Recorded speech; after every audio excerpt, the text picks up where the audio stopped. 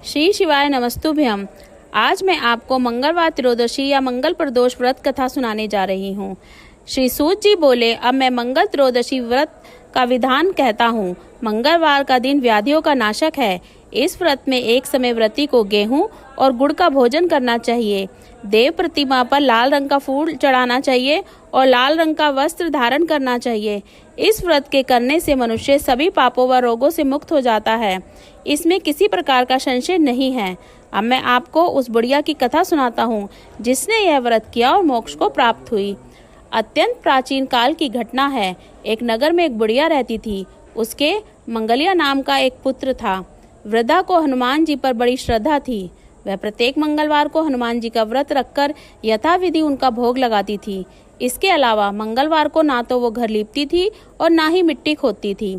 इस प्रकार से व्रत रखते हुए जब उसे काफी दिन बीत गए तो हनुमान जी ने सोचा कि चलो आज इस वृद्धा की श्रद्धा की परीक्षा करें। वे साधु का वेश बनाकर उसके द्वारा घर पहुंचे और पुकारा, हे कोई हनुमान का भक्त है जो हमारी इच्छा पूरी करे। वृद्धा ने पुकार सुनी तो बाहर आई और पूछा कि महाराज क्या आज्ञा है।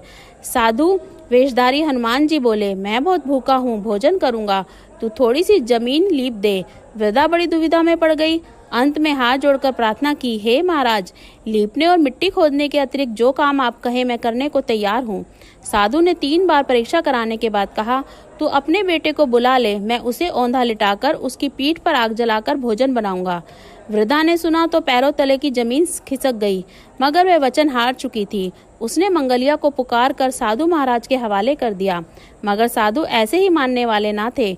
उन्होंने वृद्धा के हाथों से ही मंगलिया को औंधा लिटाकर उसकी पीठ पर आग जलवाई।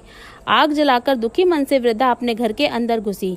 साधु जब भोजन बना चुका तो वृद्धा को बुलाकर कहा कि वह मंगलिया को पुकारे ताकि वह भी आकर भोग लगा ले।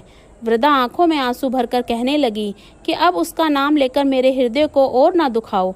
लेकिन साधु महाराज ना माने तो वृद्धा को भोजन के लिए मंगलिया को पुकारना पड़ा। पुकारने की देर थी कि मंगलिया बाहर से हंसता हुआ घर में दौड़ा हुआ आया। मंगलिया को जीता जाता देखकर वृद्धा को सुखद आश्चर्य हुआ। वह साधु महाराज के चरणों में गिर गई और साधु महाराज ने उसे अपने असली रूप के दर्शन दिए। हनुमान जी ने अपने आंगन में देखकर वृद्धा को लगा कि जैसे उसका जीवन सफल हो गया। सूत जी बोले, हे ऋषियों, इसी प्रकार से हनुमान सबकी इच्छा पूरी करे जैसे कि उस बुढ़िया की इच्छा पूरी करी है। बोलिए हनुमान बाबा की जय।